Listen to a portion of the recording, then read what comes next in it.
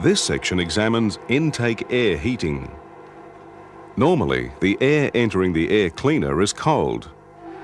Cooler air is more dense, that is, it contains more oxygen, and that should help the fuel burn more efficiently.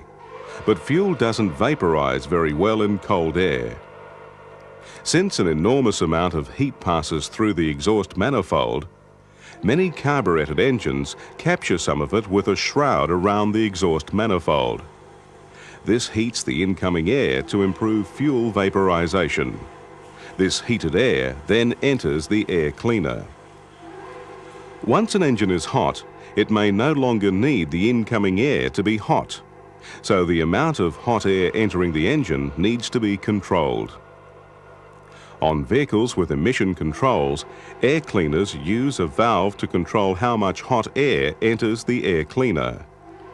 This valve can be a simple thermostatic type.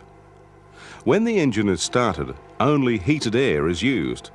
As engine temperature rises, the valve opens and provides more and more air at normal temperature. This ensures that the temperature of the air supplied to the engine stays fairly constant.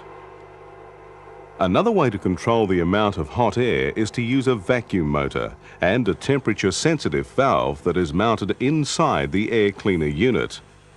When a cold engine is started, this valve allows vacuum from the intake manifold to reach the vacuum motor. This unrestricted vacuum acts on a spring-loaded diaphragm attached to the control valve.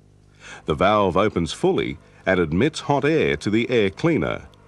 As the temperature rises, the temperature-sensitive valve reduces the vacuum to the diaphragm. This in turn reduces the opening of the control valve and allows cooler air to blend in with hot air from the shroud.